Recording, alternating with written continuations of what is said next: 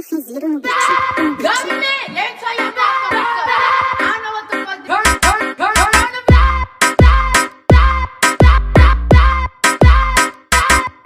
on the block.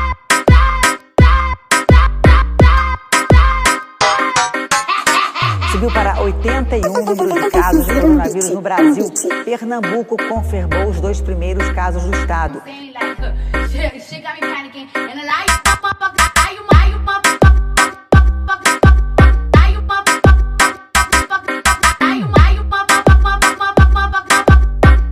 Vai ter que dar uma mamada.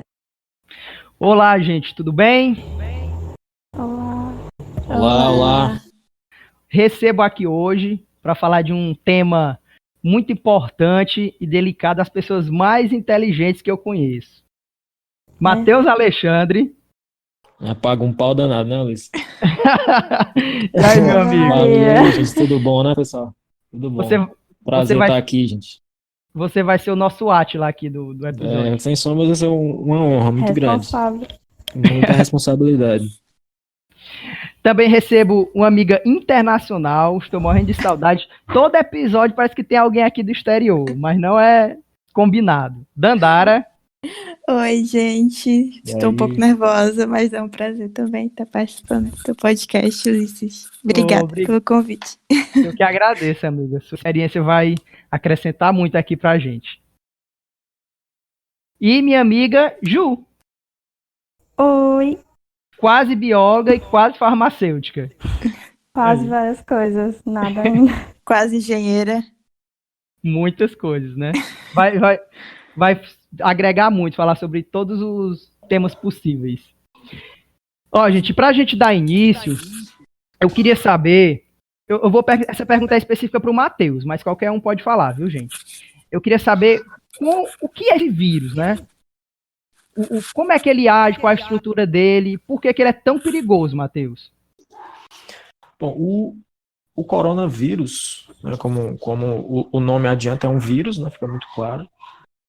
E o nome dele não é exatamente coronavírus, ele tem um nome mais específico, que é SARS-CoV-2. Isso foi descoberto à medida que esse vírus foi sendo estudado, né? E esse vírus, ele se comporta como todos os outros vírus, ele se comporta como um parasita das nossas células, um parasita que tem como única função, basicamente, se reproduzir, ou seja, produzir novos vírus, mas que não consegue fazer isso sozinho. Então ele não consegue se reproduzir por conta própria. Então esse vírus ele vai usar as nossas células para produzir novos vírus. E obviamente que isso gera danos nas nossas células, né? No caso desse coronavírus que a gente está enfrentando, é um vírus que infecta preferencialmente as células do nosso trato respiratório, dos nossos pulmões.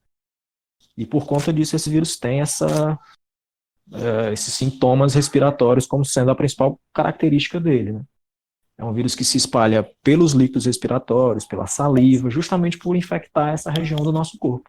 Catarro, espirro, assim, essas secreções respiratórias de modo geral são os locais por onde esse vírus se propaga. Então é um vírus como qualquer outro. Sim.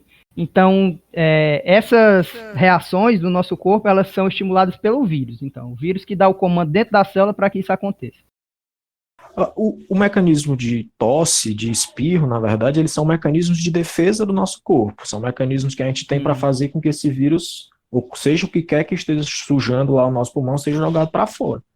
A diferença entre o espirro e a tosse é necessariamente o ponto que inicia o reflexo. Por exemplo, se tem uma sujeira na cavidade nasal, no nariz, você espirra. Se tem uma sujeira mais embaixo, no trato respiratório, na traqueia, ou em outra região mais abaixo, você tosse, né? Então, é mais ou menos por aí. É mais a diferença de local onde começa o estímulo. Por isso que nessa infecção pelo corona, a tosse é um dos sintomas mais frequentes. E como ela é frequente, realmente frequente e forte, isso acaba aumentando o potencial de transmissão do vírus, né? Porque quando a pessoa tosse mais, ela joga mais saliva para o ar e acaba podendo contaminar mais gente. Sim. Amigo, e se esse vírus é como qualquer outro, então por que ele causou isso tudo? Por que é tão fácil de se contaminar com ele? Pronto, é um vírus como qualquer outro, como eu disse, como qualquer outro vírus, né? Mas a estrutura dele, né? A estrutura viral é muito parecida com vários outros vírus que nós temos. Inclusive, é muito parecido com o vírus da AIDS, por exemplo, em vários aspectos. Mas é um vírus novo. Novo no sentido de que nunca houve nenhuma composição viral, nenhum tipo de vírus igual a esse antes. E aí isso gera um desafio para o nosso sistema imunológico. O nosso sistema imunológico ele tem uma espécie de memória, um arquivo de substâncias nocivas que é guardado dentro das nossas células. E esse arquivo, apesar de ele ser muito grande, ele não é infinito. Então, o nosso organismo precisa necessariamente reconhecer esse vírus, então responder a esse vírus de modo exemplar, por assim dizer, né? E ele tenta fazer isso na primeira vez. Então, quando eu tenho contato com o vírus uma primeira vez, eu combato o vírus e fico bom. De repente, a gente desenvolve memória imunológica, no caso, né? Então, se você volta a ter contato com o vírus uma segunda vez, aí você já não vai ter tanto problema quanto você teve na primeira vez. Então, esse é o desafio.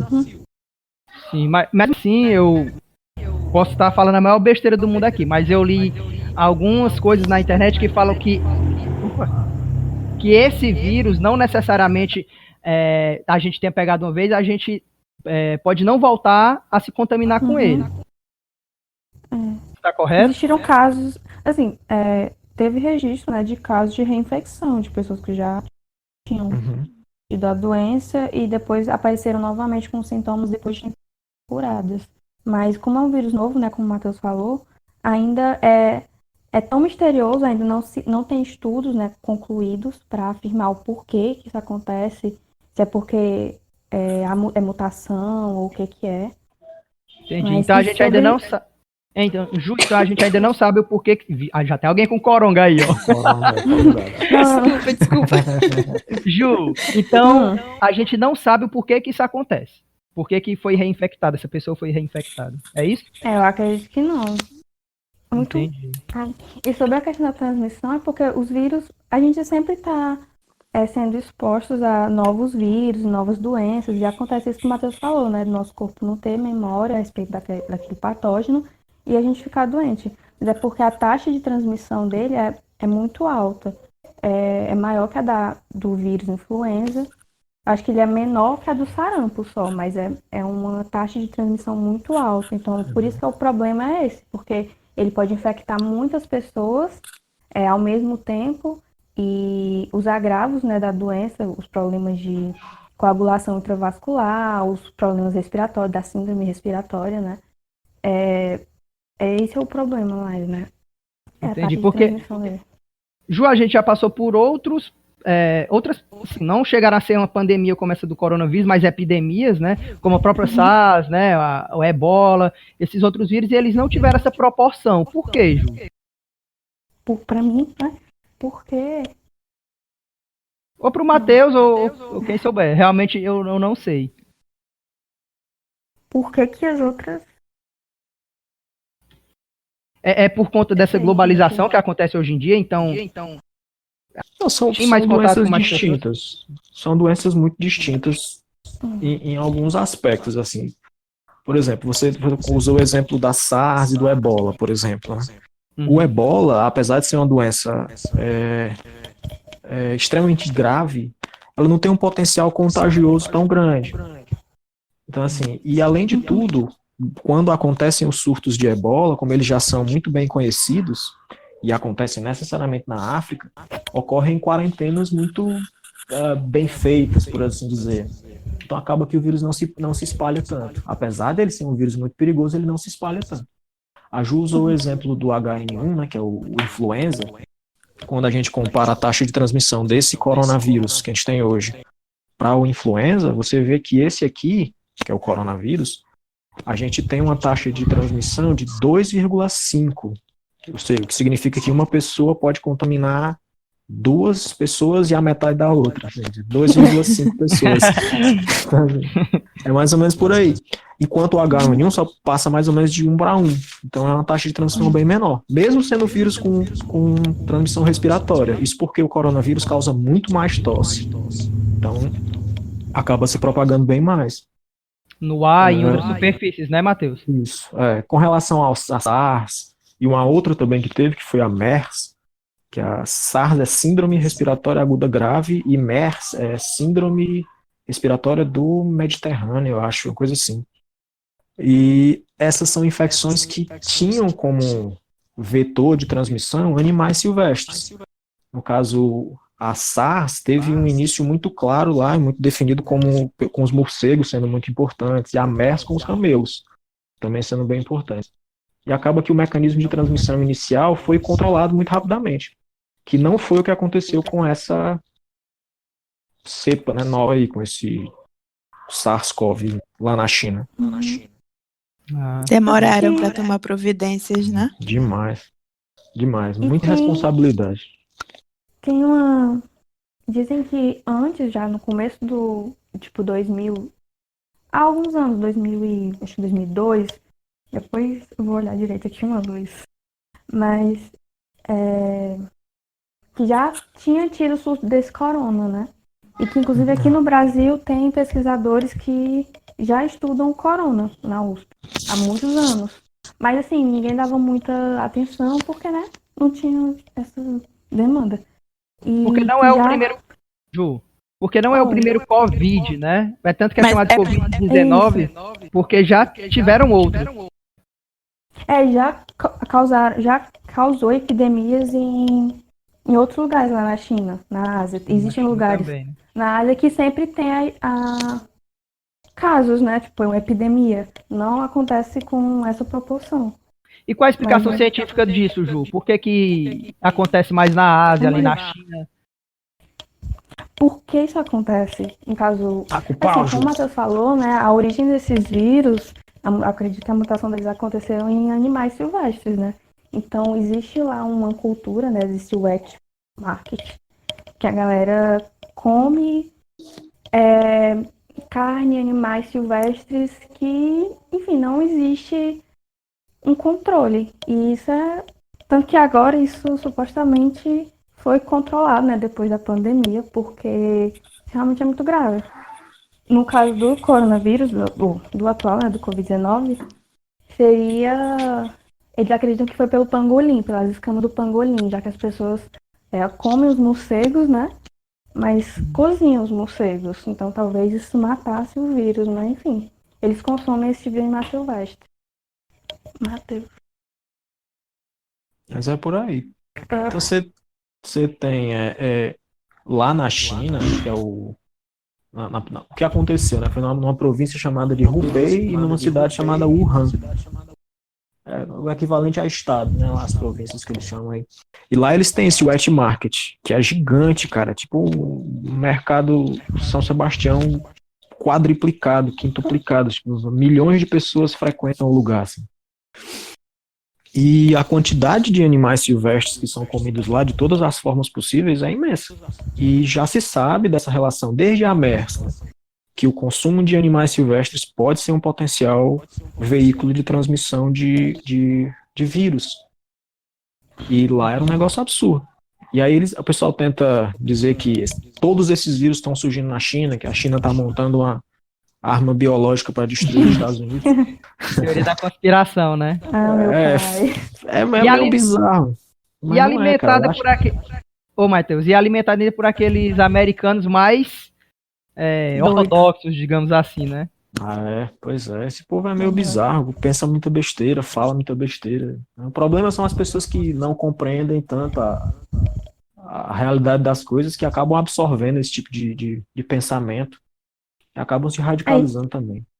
E existe um contexto, né? As pessoas que consomem esse tipo de animais, essas de origem duvidosa, elas não estão fazendo isso assim porque elas estão a fim de ficar doente. Existe todo um contexto social, cultural também. Exatamente. Que Você não vê aqui tira no a Nordeste, problemática, né? aqui no Nordeste, o pessoal come carne de tudo também, mano. O pessoal come peba, tejo, Calango. calango, come de tudo. O pessoal come tudo que é bicho silvestre aqui também, né? Até terra. Mas, rapaz, Ah, come. mas Terra já é por Sim, verme, sim. né? A pessoa... Gente, qual a solução disso? Só o isolamento social que a gente pode fazer por agora. Essas pesquisas que estão fazendo várias pesquisas de medicamento, né? Qual é o fim dessas pesquisas? É a vacina? Quando é que a gente pode esperar por uma vacina? Ou seja, a solução que a gente espera de tudo isso ainda vai demorar um bom tempo, deixando a gente em casa, né? Esse isolamento que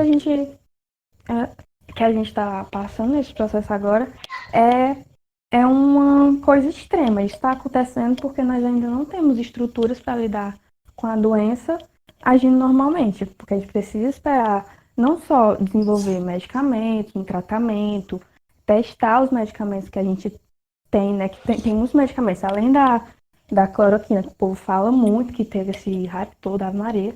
Existem vários outros medicamentos que já são utilizados para o tratamento de outras doenças, como tratamento da HIV, da malária e tal.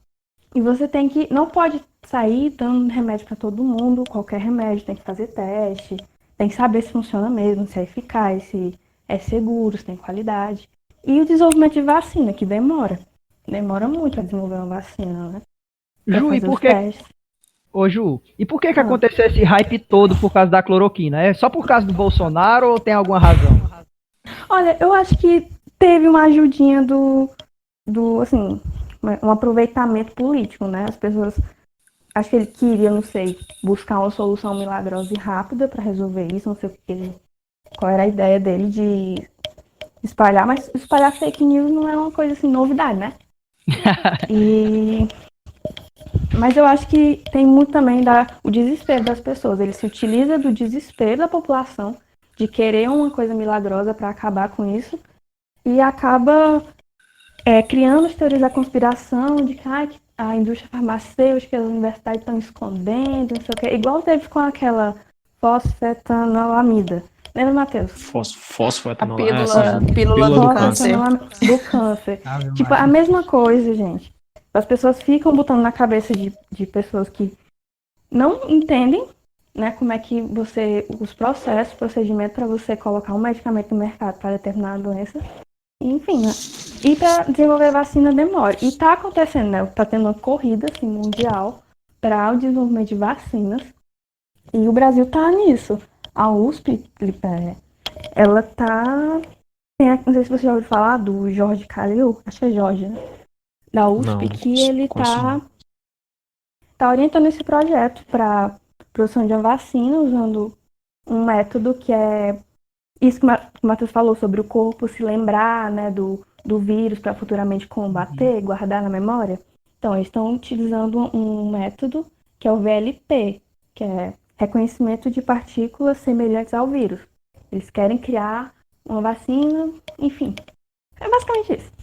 E eles acreditam que vai dar certo e existem vários outros métodos que vários outros países estão tentando e o que aconteceu foi que a OMS, esses dias, dia 24, eu acho, ela uniu aí, lançou um plano para que os países tal se unissem para acelerar esse processo de desenvolver remédio, vacinas, testes.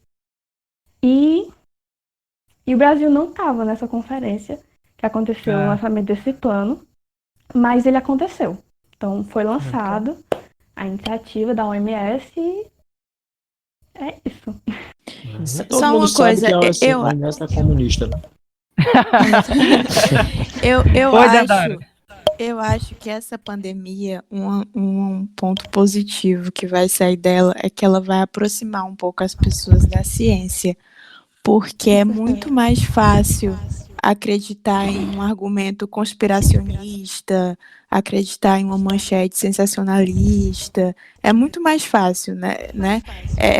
Exige um esforço você ler um artigo científico, você procurar por fontes, você checar se são verdadeiras. E exige um esforço, não é tão fácil quanto acreditar em um argumento simples e raso e conspiracionista. E eu acho que agora as pessoas vão começar a olhar mais para a ciência, ver, por exemplo, a importância de uma vacina. A gente está vivendo um momento de quarentena porque não existe uma vacina, as pessoas não são imunes a esse vírus. Então elas estão vendo a importância de se vacinarem. Eu acho que, no final das contas, a população vai se aproximar mais da ciência, sabe? Dandara, isso é tão importante que você falou, porque a gente vê que a única solução que nós temos agora é acreditar na ciência. Não só a respeito da vacina, dos medicamentos e tal, mas do que a ciência diz. Por exemplo, a ciência fala que nós temos que ficar em distanciamento social. Né? Eu não sei como é que está sendo nas cidades de vocês. Eu moro no extremo interior do Ceará, no Brasil, né, que fica na América do Sul. As pessoas elas não têm conhecimento para isso, elas não têm acesso à ciência como deveriam e elas acabam que não respeitam isso. Né? Incentivadas também por pessoas que pregam a anticiência, né? Mas muito por ignorância também, não respeitam. Né? Então a gente vê todo mundo na rua desrespeitando, não usa máscara, né? Não tem o cuidado com a higiene que deveria, e esse vírus se propaga ainda mais. Então, ó, aqui em Apuiaré já tem 2 contaminados registrados, né? Fora os que a gente não sabe porque não existe teste, as pessoas não testam. Inclusive, também, inclusive sobre esses testes, eu acho que, assim, é o mais importante de momento. Vocês não acham, gente? A gente saber identificar quem está com o vírus para poder haver esse distanciamento. Só para juntar com a Dandara falando a respeito da importância da ciência, né? E a gente tem um fenômeno novo na internet que são os divulgadores de ciência, a figura dessas pessoas que usam as mídias, principalmente YouTube, Instagram, Facebook, enfim, todas as mídias que têm disponíveis aí para divulgar a ciência diariamente. E que agora tem um papel importante, muito importante, né? Já que elas atingem uma grande quantidade de pessoas, elas têm cada vez mais importância no sentido de divulgar as informações corretas a respeito dessa pandemia. E outro papel relevante, gente, é a mídia, sabe? A Globo Lixo, todo mundo fala, e todas as outras emissoras tiveram e têm um papel importante na distribuição de informações. Então, assim, quem não assiste o Jornal Nacional, cara? Todo mundo assiste o Jornal Nacional. As pessoas, os idosos, se juntam na sala, se juntavam, não sei se isso existe em todos os lares ainda, para assistir o Jornal Nacional. O Jornal Nacional é o jornal com maior audiência do país, e eles falam disso em toda a edição. Em toda hora tem alguma coisa a respeito do coronavírus em algum ponto da TV. Então, as informações, elas realmente estão aí. Acredito que a maior parte das pessoas sabe. Dificilmente você pode encontrar uma pessoa que não saiba o que está acontecendo no mundo. Acho que está todo mundo sabendo o que está acontecendo. As informações estão chegando. Mas o que ainda existe, Ulisses, eu acho que é uma subestimação do problema, sabe? E essa subestimação do problema, ao meu ver, ela se dá por alguns motivos. Talvez o primeiro deles seja de que o vírus não é prejudicial para a imensa maioria das pessoas. A maior parte das pessoas vai pegar o vírus, vai ficar boa e beleza, vai voltar a vida ao normal.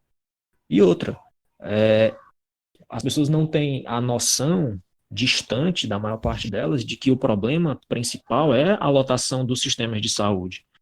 Sim. Então, assim, as pessoas não entendem tão bem como é que essa curva vai ser abaixada, como é que a gente vai abaixar esta curva. Pessoal, que curva é essa? O pessoal não sabe que essa é uma curva gráfica, não sabe que isso é um gráfico cartesiano. As pessoas não sabem, então não sabem mesmo. Então falta muita informação básica para as pessoas. Eu acho que é esse que é o grande problema. As pessoas recebem algumas informações, mas vivem apesar delas. Eu acho que é isso que acontece em Apuiaré. As pessoas estão subestimando o poder dessa crise. Há muita subestimação. Matheus, só para a gente fazer um paralelo, eu queria que a Dandara falasse como isso aconteceu na Europa, né, já que ela está em Portugal e chegou antes, né, na Europa houve todo aquele... Ainda está, né? Mas já vem diminuindo, né, Dandara? Já vem diminuindo. Então, como foi que aconteceu aí? Eu posso falar com mais propriedade de Portugal, né, porque, enfim, estou aqui. Mas as pessoas subestimavam muito Portugal, porque Portugal não é um dos países mais ricos da Europa.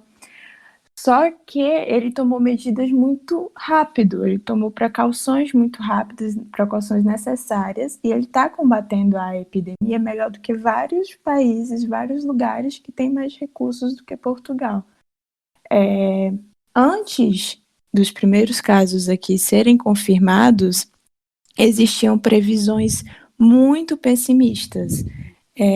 A ministra da Saúde daqui de Portugal, ela chegou a dar uma declaração falando que a previsão era de que até 1 milhão de pessoas se contaminassem. E 1 milhão de pessoas aqui é 10% da população. Né? Então, assim, uma população que a maioria é composta por idosos, É um verdadeiro caos, entendeu? Que a gente estava esperando. E aí, o primeiro caso foi registrado no dia 2 de março. Foram pessoas que vieram da Espanha e da Itália que trouxeram o vírus para cá. Depois disso, no dia 8 de março, as minhas aulas já foram suspensas, porque uma menina da minha faculdade foi diagnosticada com coronavírus. No dia 13 de março, o primeiro-ministro ele decretou estado de emergência no país. No dia que ele decretou o estado de emergência, Portugal tinha 112 casos e não tinha nenhuma morte. Nesse mesmo dia, foi detectado o primeiro caso de contágio local, né? Que tinha começado, então, a contaminação comunitária, que as pessoas chamam, né? Ou seja, do primeiro caso importado de uma pessoa que veio de outro país até o primeiro caso local, passaram-se 11 dias, diferente de outros países que tiveram números muito maiores de contágio, como a Itália e a Espanha, que demoraram mais de 20 dias para descobrir se estavam em contaminação comunitária e para localizar esses casos. Eles demoraram muito. Portugal foi muito mais rápido. E teve até um estudo feito pela Universidade de Lisboa que indicou que a reprodução do vírus em Portugal nos primeiros 25 dias da epidemia foi a mais baixa da Europa e foi inferior também aos números da Coreia e da China. Hoje, eu peguei aqui os dados, são 24.322 casos confirmados em Portugal e 948 mortes.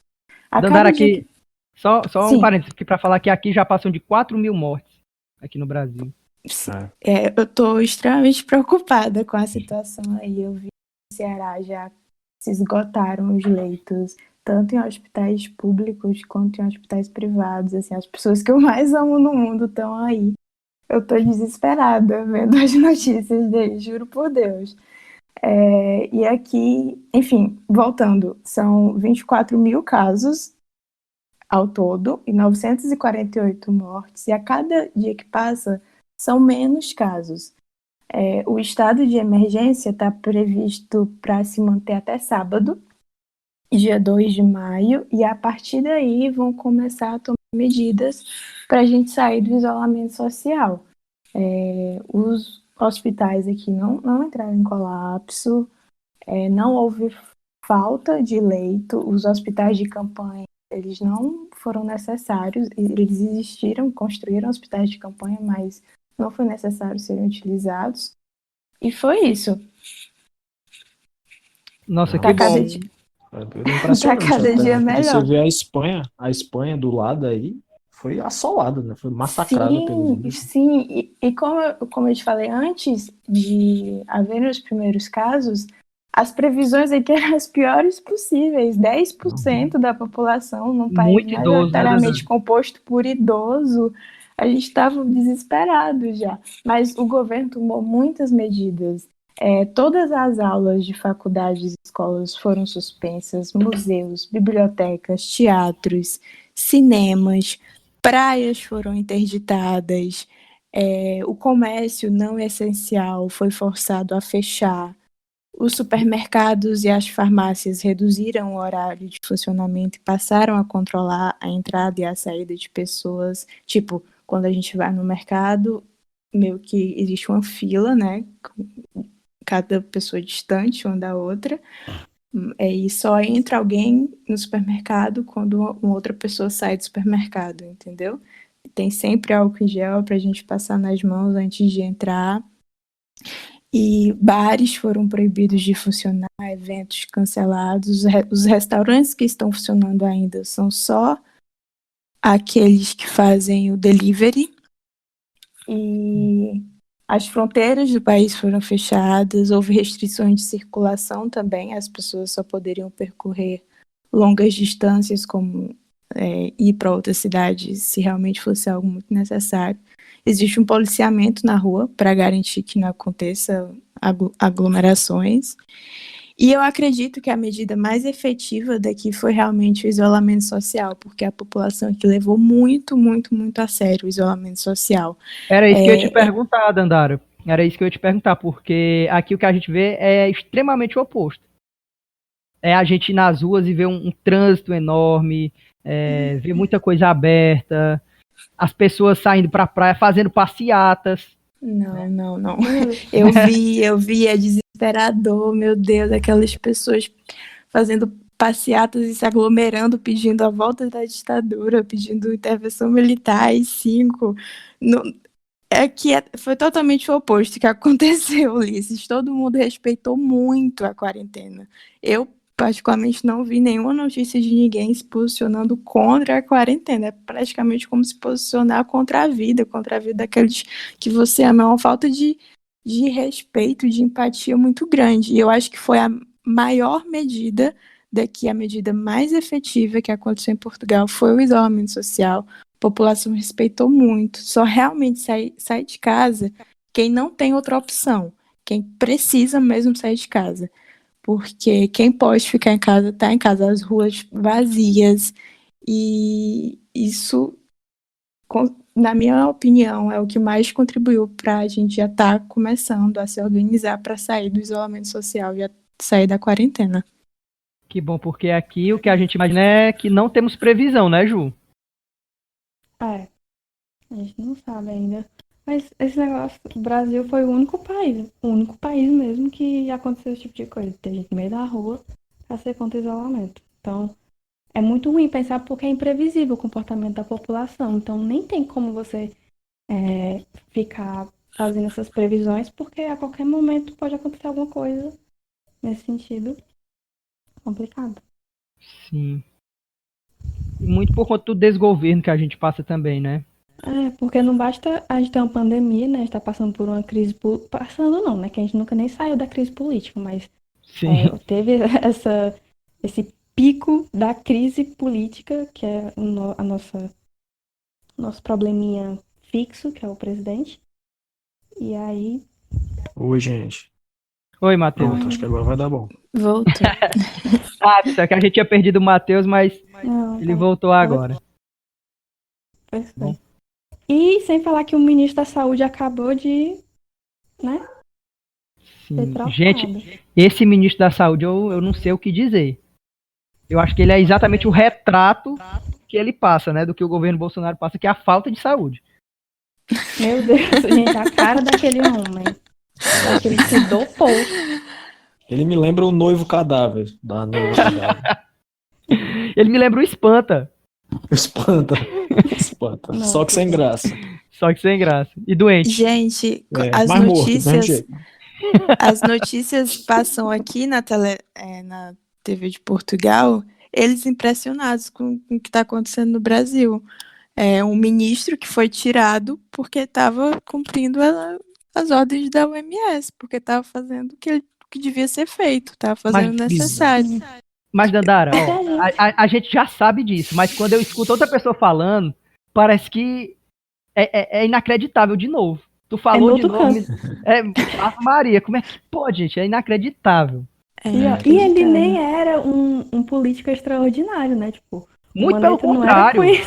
Muito pelo contrário. Ele era um político medíocre, como todos o time. Nem todos não, né? Mas enfim, como que se espera do nosso governo. E aí ele se destacar nesse sentido de ser o sensato do governo, você fica, meu Deus.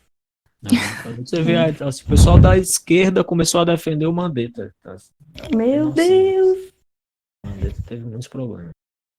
O Brasil é mal gerido. Nessa crise o Brasil é mal gerido, extremamente mal gerido. Eu acho que isso vai ser o grande pesado brasileiro. No final das contas, é compreender que a falta de gestão pública vai ser o que vai matar mais gente aqui, infelizmente. Infelizmente. Sim. E eu espero que isso seja pesado, né, nas nossas próximas eleições. Tomara. Tomara. Espero que sim. Espero que sim. Gente, você... Oi, Ju, pode falar. Teve essa crise agora com o Moro, né? E aí eu já ouvi tanta gente que era defensora do Bolsonaro, que agora tá com o Moro, que eu fico, meu Deus, você é candidata, pelo amor de Deus. Não, galera. Que é o mais provável. Gente, e, ó, parem pra pensar. O coronga mata, sei lá, centenas de pessoas e a pessoa não se importa. Mas o Sérgio Moro sai de um ministério, de uma pasta, e aí sim é levado em consideração para questionar o Bolsonaro. Nem isso. Isso não faz sentido algum. O povo é estranho. Dá um negócio. Gente, voltando pro coronga, vocês já tiveram alguma experiência com Como isso? assim? Com tenho. o vírus mesmo? Alguém que vocês conhecem? Sim. Aquele disse-me disse, né? Que a gente tem aqui. Eu tive moro- uma. Eu tô com uma amiga Matheus, que tá pode agora. falar, Matheus. Então, eu tenho notícia. A gente fica aqui, eu fiquei aqui do meu apartamento aqui na Amadeu Furtado, em Fortaleza. E ontem eu recebi a notícia que tinha chegado em todos os bairros. Já sabia que tinha chegado aqui na Amadeu Furtado antes disso. Mas o que a gente recebe é a mãe de uma amiga, o primo da prima de um amigo, o pai de uma amiga. A gente vai recebendo essas notícias. O problema é que vai ficando cada vez mais perto, né? Mais Era o próximo. pai de uma ex-colega de faculdade, aí virou a mãe de uma amiga, de repente a mãe da outra amiga, de repente tá chegando aqui perto. Cada A gente vez acaba mais espirrando os, aqui. né, Matheus? Cada vez mais os números vão virando nomes, né? Com certeza. Sim. Eu tava aqui em cima, aí tinha alguém lá embaixo, o cara deu uma espirrada, eu disse, eita. Ai, meu Deus. E você, Dandara? Então, eu estou numa casa com mais 3 pessoas. E a gente tomando todos os cuidados possíveis, só saindo uma pessoa para o supermercado. Quando a pessoa volta, desinfeta, maçaneta, celular, chave, tira a roupa para lavar, separa o sapato, limpa tudo, embalagem por embalagem. Mas aconteceu de todos nós, os 4, adoecermos. A gente não sabe se foi o coronavírus porque não fizemos o teste. Mas os nossos sintomas foram tosse seca, muita tosse seca, febre alta, coriza e dores fortes no corpo. Eu, particularmente, senti muita dor nas minhas articulações e muita, muita dor na cabeça. Eu passei noites em claro porque a minha cabeça latejava muito. Eu virava para um lado, virava para o outro. E a dor não passava de jeito nenhum.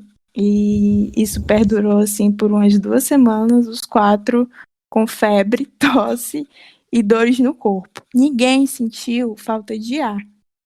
Por isso não procuramos o hospital. A gente só ficou em total isolamento aqui e se cuidando como podia.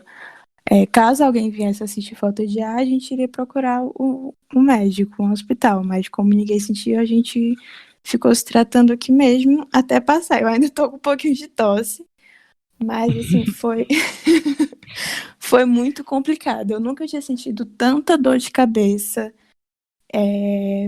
Eu lembro da época do chikungunya. Eu não peguei, mas pessoas da minha família pegaram. E eu lembro que dos sintomas, das coisas que elas sentiam, acho que foi muito parecido que eu senti, porque eu senti muita dor no corpo, de verdade. E não sei se foi coronavírus. Dá pra tuas caixas d'água aí, Dandara. Mas foi isso, a gente ainda tá tomando todos os cuidados, até porque, como a Ju e o Matheus falaram, essa questão da imunidade ainda é algo incerto. Esperamos sair estudo sobre isso pra gente saber se quem pega uma vez pode pegar de novo, enfim, se pegar de novo é mais fraco. A gente nem sabe se realmente teve o coronavírus, a gente tá com vontade de fazer um teste pra saber se, porque tem um teste pra saber se você tá imune a ele ou não, né? Algo assim. O teste rápido. Gêmeo. Pois é, e aí a gente tá com vontade de fazer pra tirar essa dúvida. Porque todos nós passamos dias horríveis aqui em casa. Eu acho que todo mundo tem essa vontade. Eu que nunca senti nada, eu morro de vontade de fazer o teste, porque às vezes a gente tem o vírus e acaba que não manifesta, né, os sintomas, Matheus. O que a gente vê, como assim, acho que liga o alerta, acho que ela deve ter ligado o alerta da Dandara, provavelmente, é que normalmente se você compara com o tipo de gripe, o tipo de resfriado que você tem normalmente, né? Sim. E aí, pois aí você percebe que os sintomas são muito mais potentes. Isso tem uma razão, né? Tem uma razão. Quando a gente fala lá de imunologia, de imunidade, a gente tem um negócio chamado de resposta primária e a resposta secundária a um agente que causa doença, uma bactéria, um vírus, ou qualquer que seja a coisa estranha, né? A resposta primária é aquela que um organismo não conhece o que ele está lidando. E é, obviamente, a primeira resposta, que é normalmente uma resposta muito demorada. O sistema imunológico demora muito a responder e por isso que os sintomas são muito mais potentes. A resposta secundária, como o nome já adianta, ela vem depois, ou seja, quando você volta a ter contato com aquele organismo, os sintomas são muito mais brandos. É por isso que essas gripes que a gente tem sazonalmente são mais fracas do que os sintomas que podem acontecer no caso do Covid, né, da Covid-19 aí. Então, assim, o que tu descreve como muita dor de cabeça, dor no peito, febre alta, certamente não é a gripe sazonal que você tem quando esfria, quando, sei Sim. lá, quando muda o tempo, né? É bem diferente. Foi- Acho que é isso foi que isso liga o que- alerta. Exatamente, foi o que mais assustou, porque ninguém nunca tinha sentido assim. Quando a gente conhece o nosso corpo, né? A gente sabe como a gente fica quando tá com uma gripe comum. E não foi uma gripe comum. Pois é, Ah, você liga o alerta.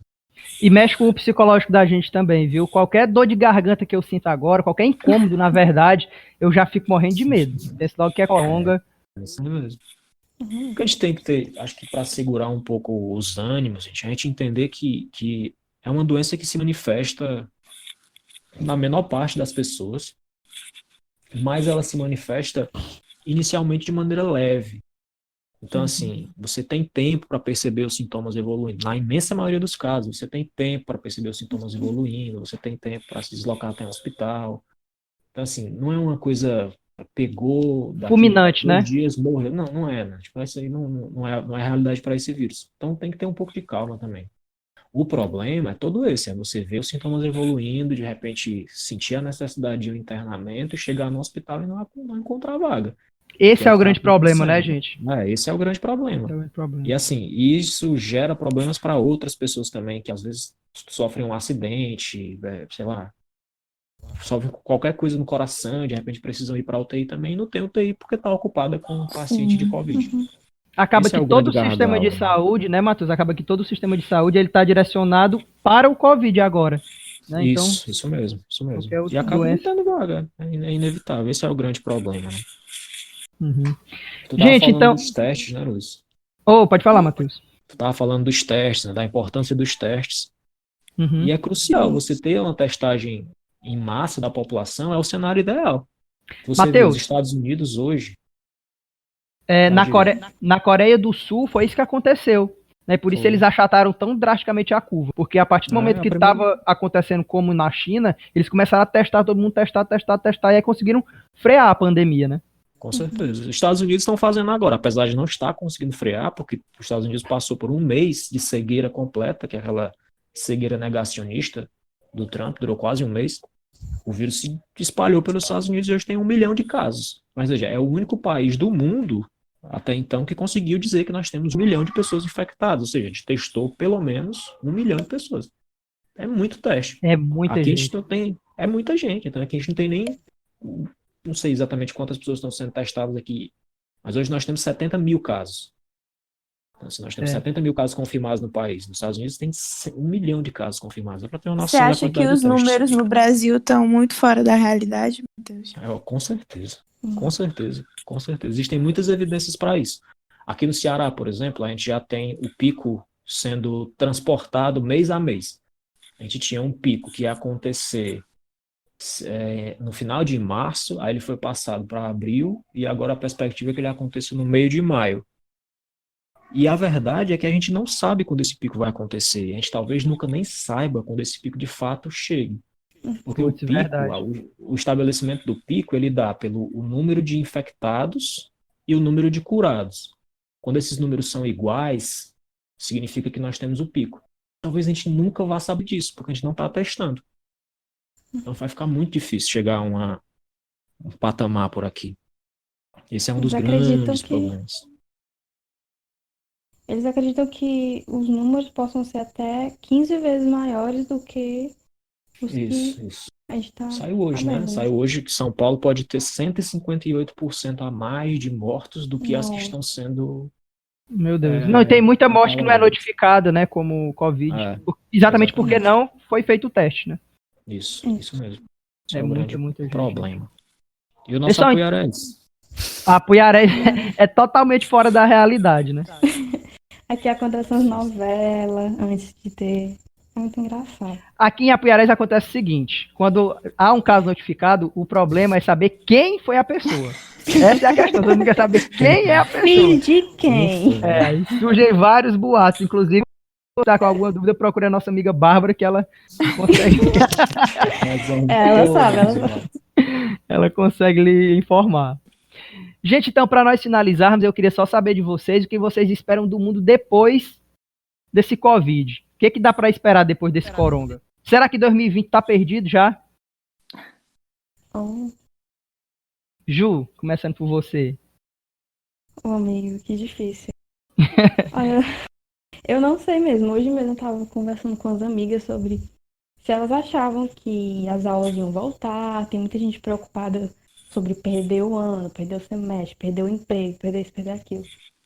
Mas eu acho que, como a Dandara falou, muita coisa vai mudar, né? Com certeza a gente vai ter que lidar com as consequências de uma pandemia. Afinal, a gente não vai esperar nada de bom vindo disso, vai ter que lidar com coisas ruins depois. Mas essa aproximação que as pessoas vão ter, não apenas da ciência, mas também da valorização do Sistema Único de Saúde aqui no Brasil, porque o SUS faz vacina, o SUS vai acolher as pessoas. A gente percebe que o colapso, né, do sistema é uma coisa que mais preocupa. A gente vê como realmente é importante, é urgente você investir em saúde. E, enfim, eu acredito que isso possa ser o maior ganho, né? As pessoas acordarem para isso, para a Tomara. humanidade. E você, Dandara, o que espera no mundo pós-Covid? Eu estou um pouco assustada ainda, amigo. Aqui eu vejo que as coisas estão melhorando bastante. Eu vejo, porque, assim,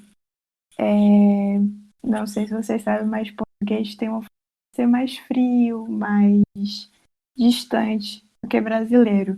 E eu tô notando que algo está acontecendo, as pessoas estão ficando mais simpáticas, mais empáticas, mais solidárias. Eu tô vendo uma onda de solidariedade acontecendo aqui em Portugal que eu não vi em 2 anos que eu tô aqui. As pessoas muito mais preocupadas umas com as outras, e isso está sendo realmente algo muito bonito de se ver, essa solidariedade. Eu espero que ela perdure para depois disso, entendeu? Eu vejo algumas pessoas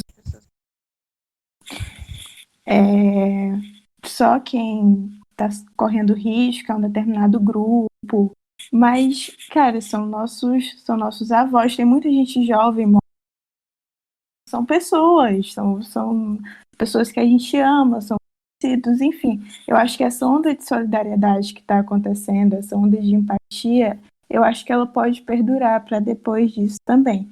Fora essa aproximação das pessoas da ciência, essa aproximação das pessoas por fontes confiáveis. Eu estou vendo que as pessoas estão um pouco mais preocupadas com isso, entendeu? Como o Matheus falou, que as pessoas, todo mundo tem uma televisãozinha, liga lá no Jornal Nacional, tem acesso.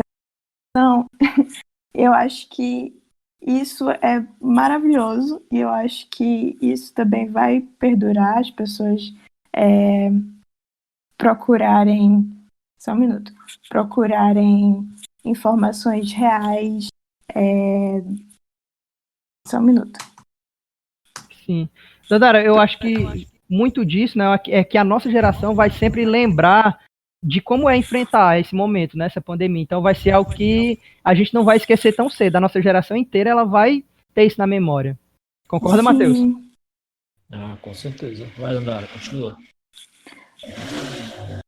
Não, é isso. Eu acho que as pessoas vão estar muito mais próximas da ciência, da mídia, da boa mídia, procurando as informações reais, não acreditando em qualquer coisa que elas lerem e, como a Ju falou também, muito mais ciente da importância do SUS, da importância da se investir em saúde pública. Eu acho que um dos problemas que aconteceu nos Estados Unidos, fora a negação do Trump, foi justamente a falta de um sistema de saúde público lá, porque lá é majoritariamente privado e acontece os planos, né, plano de saúde. Não existe um sistema de saúde público nos Estados Unidos. Depois da crise da pandemia do coronavírus, que eles criaram lá um plano para que haja testes e haja tratamento para as pessoas infectadas. Mas no início isso não existia. Então, acho que isso contribuiu muito para o contágio. Muita gente se contagiava e não tinha como pagar por um hospital para fazer um teste, seja lá o que for. E isso acabou acarretando no alto número de contágios no início, acredito eu. Sim, eu vi o Átila falando sobre isso, Dandara, que nos Estados Unidos as pessoas elas se negavam a fazer o teste porque elas não queriam pagar por ele. E elas também não queriam deixar de trabalhar, porque uma grande maioria das pessoas que vão à falência nos Estados Unidos é por decorrência de algum problema de saúde. Então fica endividado com o hospital, não tem dinheiro para pagar, ou mesmo quando tem, não quer pagar. Né, por conta da falta desse sistema público de saúde. É um país que todo mundo fala, é um país primeiro mundo, acho que não oferece saúde pública para as pessoas, entendeu? Para mim, isso não é um país bom. O país financia guerra, financia todo tipo de guerra ao redor do mundo e não financia saúde para a população. Isso, é. Depois desse podcast, eu nunca mais vou ganhar meu visto para os Estados Unidos. Cancelado. Cancelado. E para você, Matheus? O que você espera do mundo pós-Covid? Pós-coronga? Eu espero um conjunto daquilo que a Ju e a Dandara acabaram de dizer. Né? A Ju mencionou a importância do sistema público de saúde, a Dandara também mencionou isso. A gente tem no Brasil um sistema de saúde que, apesar de todas as falhas, é um sistema público, um sistema acessível para todos da população. Então, assim, nós temos inúmeros casos de pessoas que precisam de atendimento médico absolutamente de urgência para doenças gravíssimas que só conseguem se tratar por conta do SUS, por conta de um sistema único de saúde. Então, a gente entender que esse sistema é importante. Eu acho que esse deve ser o principal legado. Né? A gente tem que entender e conseguir eleger pessoas que tenham um compromisso com o nosso sistema de saúde. Que continue público, mas que cresça. Né? Mas o que eu sinto que fica de legado, pelo menos de maneira imediata, é aquela sensação de responsabilidade, sabe? De que você entender como possivelmente se deve lá ao aumento da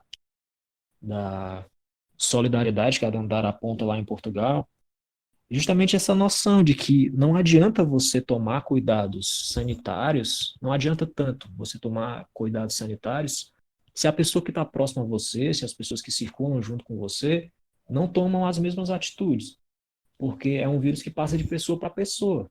Então, você não desenvolve esse vírus, você pega esse vírus de alguém, é a atitude não sanitária de alguém que faz você pegar o vírus. É o fato que a pessoa não usa máscara, é o fato dela espirrar em público, é o fato dela colocar a mão numa superfície que faz ela transmitir o vírus para outra pessoa. Então é assim que você pega o vírus, é de pessoa para pessoa.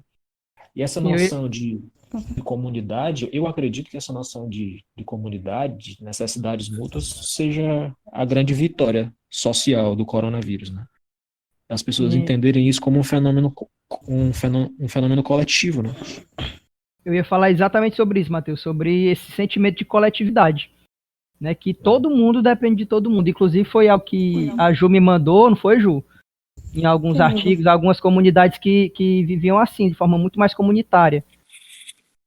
Sim. E a gente conversava sobre isso, de esperar que depois desse vírus, dessa pandemia, talvez a gente começasse a ir por esse caminho. Exato. E a gente entender assim que é uma doença respiratória nova, né? Surge agora uma doença respiratória, e a gente espera que, assim como o nosso sistema imunológico se prepare para a próxima vez que a gente pegar o coronavírus, que os nossos sistemas de saúde se preparem para um novo vírus que surja. Esses vírus eles vão continuar surgindo. Então vão existir novos tipos virais. Isso é muito interessante, Isso. Matheus, porque eu vi foi até no Nerdcast, eles perguntaram pro Átila se ele esperava por algum momento passar por essa pandemia. Aí ele disse, esperava. Era muito fácil isso acontecer, era algo que é muito provável, né, para quem estuda isso, os vírus e tal, eles acham isso muito, muito comum. Você ia falar, Porque tem Ju? muitos.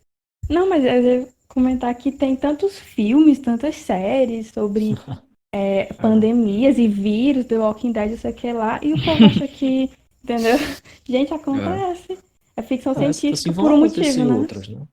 A gente precisa ter um sistema de saúde com margem, sabe? E não é como se, nós vamos preparar o sistema de saúde brasileiro para doenças respiratórias e vamos montar 2 milhões de unidades de terapia intensiva para infecção respiratória, esperando que uma doença respiratória aconteça. Não. Existem inúmeras outras necessidades que precisam ser assistidas diariamente pelo SUS e que não estão sendo. Então, ficou claro, muito claro para o Brasil, que o colapso aqui aconteceu muito antes do pico. Então, o sistema de saúde de Manaus colapsou muito antes. Mas muito cedo, muito cedo.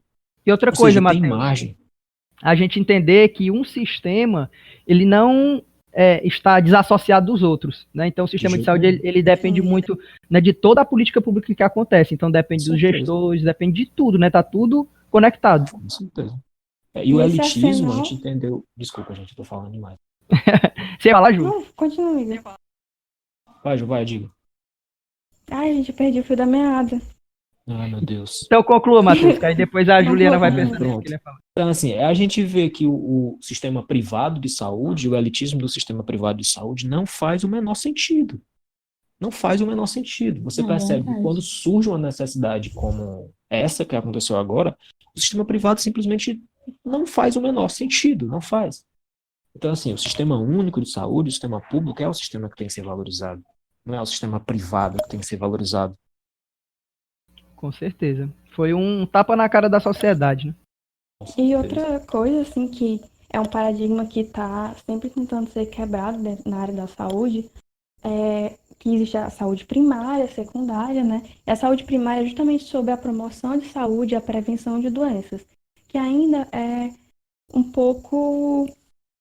as pessoas não enxergam muito a importância dessa saúde primária. As pessoas miram muito em hospitais, em UTIs, em cirurgias e tal, que são realmente muito importantes, devem receber investimentos, mas ainda assim, a saúde primária é a chave para evitar que o pior aconteça, né?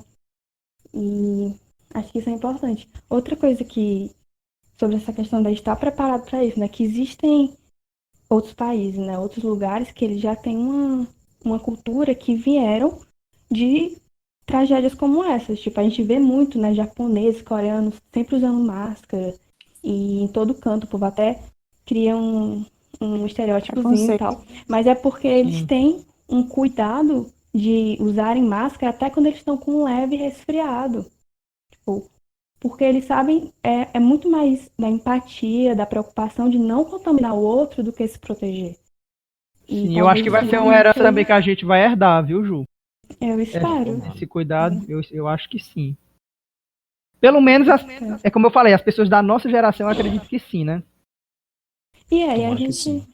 Acho que vão ser mais sensíveis a isso. Enfim, gente. Ô, Ju, pode concluir. Mas, amigos, talvez seja mais sutil essa herança que a gente tenha, mas a gente não pode deixar de pensar como é importante a preocupação com o meio ambiente, né, a respeito. Porque, é sério, talvez até isso possa ser cortado depois, por favor. Mas eu tava só esperando tu falar alguma coisa sobre isso, pode falar. Não, nem ia falar, não. Mas era como as pessoas agora em quarentena, elas começam a enxergar o que é realmente essencial para elas viverem, né? Aí as pessoas começam a se preocupar muito com a questão da economia e tudo mais, mas a gente começa a se preocupar o que é realmente importante da gente comprar, da gente ter em casa, o que é serviço essencial. E não, enfim, se preocupar por futilidades, enfim. Com certeza. Não concordo demais, Ju. Eu acho que tudo que não é essencial, as pessoas estão se dando conta agora. Então, não compram esse tipo de coisa ou esse tipo de serviço. Eles têm Eu, que pa- eu considerar passei a que fazer compra em lote aqui, hein? Assim, mudou demais, sabe? Uhum. Passei a comprar tudo em grande quantidade e só aquilo que é muito, muito básico. Muito, muito é básico. importante. Eles têm Isso que muda sentir muito. também que as mudanças climáticas e escambau, aquela coisa toda que a gente já fala que só que não dá pra falar, elas vão sim contribuir para o aparecimento de novas doenças infecciosas. É uma coisa que já se sabe, né? Os cientistas já falam há décadas sobre isso e a gente não se importa muito. É como não adianta a gente estar preparado. Como é que eu posso dizer? Aliás, a única forma da gente realmente estar preparado para as próximas necessidades, as próximas pandemias e tal, é a gente dar ouvido para quem está produzindo conhecimento, para quem está fazendo pesquisa, para quem está fazendo previsão acerca de toda essa questão global, enfim, Uhum. saúde, Que é- no ambiente. Não é uma previsão, né? É um estudo, é uma pesquisa, né? Então, que mostra, o que sugere que alguma coisa pode acontecer, né? É. No caso, uma pandemia ou algum desastre climático, enfim, né? A gente vê aí as coisas mudando, né? A gente nunca tinha tido uma enchente como acabou de acontecer em Pentecoste, aí, na cidade do lado da gente. A gente nunca tinha visto nada assim. E a gente As viu uma pessoas se série de outros mobilizando. fenômenos acontecendo ao redor da gente, que é o maior dentro de 50 anos, é o maior em 100 anos, é o maior, e as pessoas estão vendo essas coisas e achando que não, que nem, né? Aí acontece alguma coisa que a gente percebe que a realidade está muito mais próxima da gente do que a gente achava que estava, né? Eu acho que esse A gente coronavírus vem para precisa. mostrar pra gente isso, que a gente é atingido também, né? Todo mundo foi atingido, gente, com isso. Todo mundo foi atingido. Com certeza. Aconteceu em Wuhan, gente, na China. Eu nunca vou. A única pessoa que eu conheço que foi pra China é o Zé Augusto, Matheus. E olha só, afetou todo mundo, gente. Pois é uma pena que voltou, né? A gente lamenta que tenha retornado. É uma pena. Gente, então eu espero que da próxima vez que a gente se reúna pra conversar seja num bar de verdade, no Espetos Bar. Tá, É é uma isso, verdade. cara. Eu espero Até porque mesmo. Jacinta, fiquei aqui muito triste em saber que Jacinta não é mais. Aí você vai Não, gostar eu- dos espetos? Tu vai gostar do Espetos. E da Eu Jacinta eu vou, não nunca tenho. fui. Vai adorar. Espetos Bar é o melhor bar de Apuiarés. Pronto, então vai ser bom.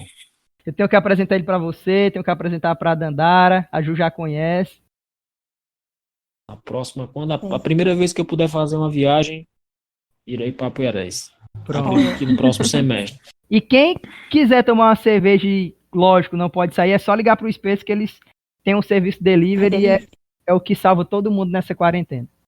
Eu, no meu caso, fica difícil de eu ligar, porque Eu duvido que eles queiram ir, né? eu acho pouco provável, acho pouco provável. Eu Uma não, vez eu liguei não, pedindo gás. eu não duvidaria, viu? Enfim, gente, muito obrigado. Eu não Eu sei que nem como agradeço, agradecer. Obrigada. Não, foi ótimo, foi ótimo. Espero mesmo que vocês Saudades tenham de conversar. gostado. Foi bom demais. Agradeço demais, Ulisses. Estar aqui conversando com vocês já me mostra que tem. O meu mundo tá lá, só esperando por mim de novo. Sim. Isso sempre me relaxa, eu sempre adoro conversar com os meus amigos. E você que tá ouvindo aí em Apuiarés, pelo amor de Deus, fique em casa, tá? Fique em casa. Pelo amor de Tomem Deus. vergonha na Acho que cara vai- de por favor. vocês. Eu acho que vai ser o título do episódio, Fique em casa. Fica em casa, fica em Ótimo, casa. O gente. pessoal que vai pra Apoia a gente. lotérica. O pessoal devia colocar uma tenda lá naquela Lauriston ali, colocar uma tenda pro povo da lotérica se sentar naqueles bancos da praça pra ficar esperando o atendimento na lotérica, né? Pois é, isso acontece em Tejuçuoca e eu não sei por que não acontece em Apuiarés. As filas vão até... Porque a tecnologia parece que demora a chegar na cabeça dos prefeitos de lá, do pessoal, não sei o que diabo é isso. O pessoal Mateus, não tem que passar. as pessoas dormem na rua, esperando a lotérica. Não, é impressionante, eu lembro Guardar demais, eu canto. lembro demais. Eu lembro demais, guardar canto. Tinha uma senhora que era especialista em guardar canto, ela botava os papelãozinhos com o canto das pessoas e dizia, não vá não, e se fosse ela cobria no pau a pessoa, né, porque não ia deixar perder o lugar de jeito nenhum.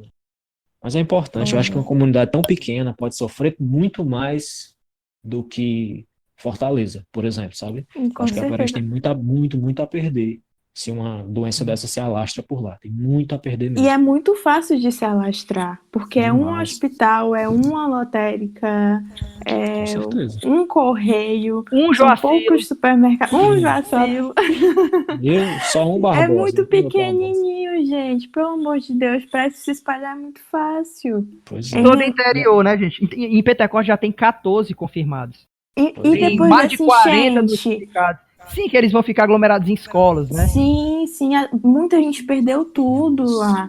E precisou ficar em escola abrigado, porque não tinha pra onde ir, né? As pessoas todas aglomeradas. Meu Deus do céu. É Sim, muito são fácil de espalhar. duas crises simultâneas, né? Todo Eu espero que interior, o povo já gente. parece manter em casa, se mantém em É porque casa, saia para fazer o mínimo possível, a gente não sabe. Gente, se Todo- tiver 10 pessoas, imagina, você tem 10 pessoas, Pronto, 10 idosos, suficiente. não pera isso, precisando de atendimento de UTI, cara, pronto, Não gente, não tem. não sai de lá, gente, não tem como, né? Todo interior é Então, muito vulnerável. É muito vulnerável todo demais, interior. com Então, certeza. o apelo que fica é esse, né, gente? Fique em casa. Fique em casa, fique em Fica em casa. casa. Tchau, gente. Obrigado. Tchau, valeu, Tchau, Ulisses, amigo. obrigado, tchau, Beijo. Dandara. Beijo, Beijo pro Tchau, Benjamin e gente, pra se cuida. Paula. Obrigado, gente, beijo também, beijo para vocês todos. Beijo Ah, pra e- todos. Tchau, E antes tchau. de eu encerrar, eu queria só dar um alô para um ouvinte, Richel, que Tchau, da Carol. Pronto. CEO da Maquiadoro. Eu ia me Verdade. esquecer, Ah, mas lembrei. Tava devendo esse alô pra ir. Tchau, deve estar gente. morrendo de agora. Fala. Tchau, gente. Tchau. Posso desligar, né? Pode. Como é que sai